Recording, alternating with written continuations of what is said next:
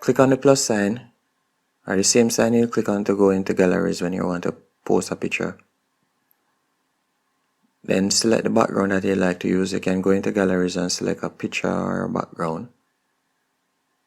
Then click on the third sticky icon up top.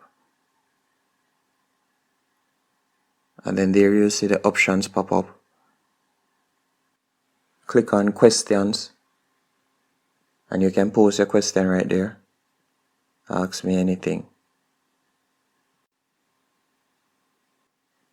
And it's as simple as that to post a question in your Instagram story. Just click on your story and that's it.